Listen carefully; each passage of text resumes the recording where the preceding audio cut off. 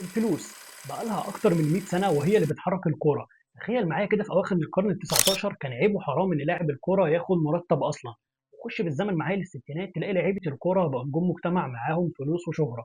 ودلوقتي في 2025 زي ما احنا عارفين مليارات الدولارات حرفيا بتدخل في صناعة الكورة لدرجة إن في أندية ولاعيبة ثروتهم بقت أكبر من ميزانية دول صغيرة. فمن أول فريق سوبر اتعمل في التاريخ ولحد أغرب عمليات الشراء والانتقالات اللي ممكن تشوفها في حياتك، دي هي القصة الكاملة لحلقة النهاردة.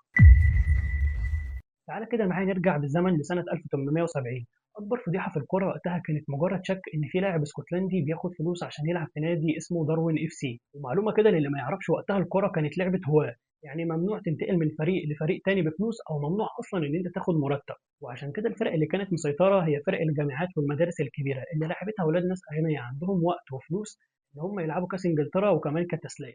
فكان الحل الوحيد عشان الأندية التانية تنافس هو إنها ترمي عقد تحت الترابيزة كده للعيبة، وده اللي وصل نادي بسيط زي داروين لربع نهائي كأس إنجلترا رغم إنهم خسروا وطلعوا من ربع النهائي. بس العقد ده كان نقطة تحول زي ما بنقول كده في الكورة، كانت لحظة فارقة. ليه؟ لأن الناس بدأت تسأل هو ليه لاعب الكورة ما ينفعش ياخد فلوس؟ أخيرا في سنة 1885 الاتحاد الإنجليزي استسلم للضغوط اللي جاية من أندية الشمال زي داروين وبلاك بيرن وأندية تانية، وقرر يخلي اللعبة احترافية شوية. القرار ده غير شكل الكورة لأن أخيرا اللاعب اللي جاي من طبقة عامة يقدر يسيب شغلانته اللي بيشتغلها بجانب الكورة ويركز في الكورة بس. اللي يضحكك أكتر إن في الوقت ده مدينة زي بلاك بيرن بقت مركز الكورة في العالم كله، الناديين بتوعها سيطروا على كأس إنجلترا لمدة 5 سنين ورا بعض. بس برضه أبطال الكاس دول كانوا عايشين حياة متواضعة، يعني مرتبهم كان من 2 ل 3 جنيه في الأسبوع، يعني يا دوب المبلغ ده كان أكتر بحاجة بسيطة من اللي كانوا بياخدوه وهم بيشتغلوا بجانب لعبهم للكورة. بس دي كانت أول لمحة للي ممكن الكورة توصل له. نخش على فترة مهمة في الكورة وهي فترة العشرينات. الكورة اتحولت من مجرد لعبة بيتفرج عليها كام ألف واحد في شمال إنجلترا لظاهرة عالمية. وده معناه إن الفلوس اللي في اللعبة كانت بتزيد وبتزيد بسرعة الصاروخ. أنا هنا بتكلم عن مرتبات وصفقات وانتقالات ضخمة. في الوقت ده اتكون أول سوبر تيم في التاريخ، نادي أرسنال. رغم إن كان عنده جمهور كبير بيعمل دخل محترم بس عمره ما كسب بطولة كبيرة. الجمهور زهق وبدأ يطالب بالنجاح، فالإدارة قررت تفتح الخزنة وبدأوا يصرفوا الفلوس اللي بتجيلهم من الحضور الجماهيري العالي. بدأوا يصرفوا بقى الفلوس بتاعتهم على صفقات ورا بعض، أشهرهم كانت صفقة ديفيد جاك من بولتون سنة 1928 برقم قياسي عالمي وقتها 10890 جنيه استرليني. جماهير الأندية المنافسة زي إيفرتون ونيوكاسل قعدوا يصوتوا ويقولوا إن أرسنال بيحاول يشتري الدوري، بس يا ريتهم كانوا سكتوا، لأن لو كانوا يعرفوا اللي هيحصل في المستقبل كانوا حطوا جزمة في بقهم. صرف أرسنال المجنون ده جاب نتيجة، وتخيل معايا كده إن أرسنال كسب الدوري 4 مرات في 5 سنين بس، وثبتوا نفسهم كواحد من أكبر أندية العالم وقتها. نخش على الفترة اللي بعد كده وهي فترة الستينات والسبعينات، وكانت بعنوان عصر النجوم والتمرد. الحرب العالمية الثانية كانت لسه خلصانة وأوروبا كانت عايزة تعمل كباري من تاني، وأحسن لغة تواصل عشان أوروبا ترجع تاني زي الأول هي الكورة. علشان تيجي سنة 1955 وتتعمل بطولة كأس أوروبا. رئيس ريال مدريد وقتها سانتياغو برنابيو كان عنده خطة مختلفة. قال لك أنا هخطف أحسن لعيبة في أوروبا كلها، وبدعم من الدكتاتور فرانكو بنى فريق الجلاكتيكوس اللي كلنا عارفينه، وكسب أول 5 بطولات أوروبية ليه. بس للأسف السيطرة دي ما كملتش، لأن في الستينات أندية زي مانشستر يونايتد والميلان بدأوا يصرفوا بسبب التلفزيون والإعلانات اللي كانت بتدخل لهم.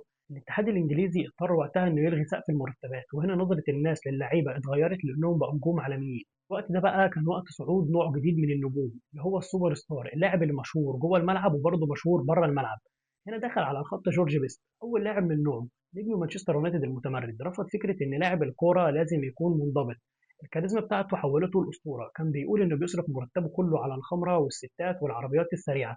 وفي سنة 1973 فتح نايت كلاب، كان أول لاعب تقريبا يعمل فلوس حلوة وثروة من الكورة تخليه يدخل عالم البيزنس.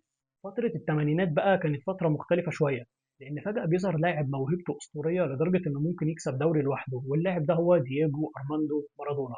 مارادونا راح نابولي برقم قياسي عالمي، واللي وقتها ده كان رقم كبير وهو 7 مليون.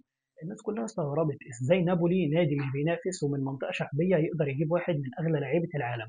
لكن الصفقة دي اتمولت باستثمارات ضخمة من بنوك وشركات محلية شافوا في مارادونا أمل. جريدة محلية وقتها كتبت ما عندناش بيوت ولا مدارس ولا شغل، بس كل ده مش مهم لأن عندنا مارادونا. صفقة مارادونا زي ما بيقولوا كده حطت مدينة نابولي على الخريطة. وفي وجوده نابولي كسر احتكار أندية الشمال الغنية وكسب الدوري مرتين. التسعينات والألفينات بقى كانت بعنوان عصر البريمير ليج والمليارديرات.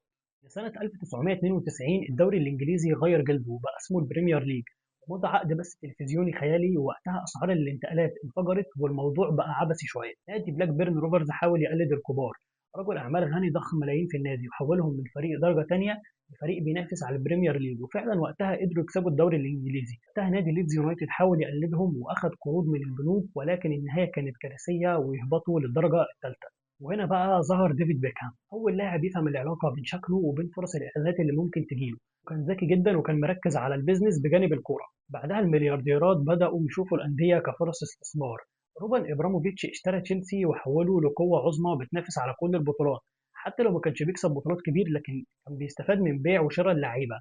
بعدها الشيخ منصور اشترى مانشستر سيتي، ومجموعة قطر للاستثمارات اشترت باريس سان جيرمان، وكسروا سوق الانتقالات بصفقات ضخمة وقوية زي صفقة نيمار وصفقة امبابي. الأندية الكبيرة بقى حاولت تعمل بطولة للكبار والأغنياء بس، وهي السوبر ليج الأوروبي.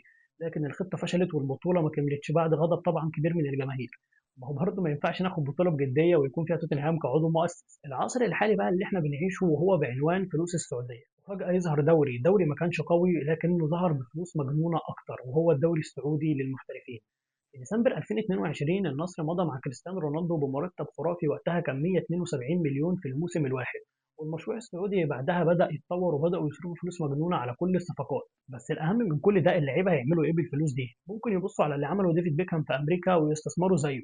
لكن لحد دلوقتي في 2025 ما شفناش لاعب بيشتري نادي كبير بجد. بس المرتبات اللي بياخدها كريستيانو رونالدو حاليا في النصر، ممكن نشوف لعيبة بتستثمر وبتشتري أندية كبيرة. يا رب يا رب حد يشتري مانشستر يونايتد علشان محتاجين حد ينقذهم بصراحة من اللي هم فيه. دي كانت حلقتنا النهارده في قناة نلعبها صينة. ما تنساش تكتب لي رأيك في التعليقات، يمكن ناخد رأيك ده ونعمل منه حلقة جديدة. وما تنساش إن الكورة مش أكل بس، إحنا جعانين كورة.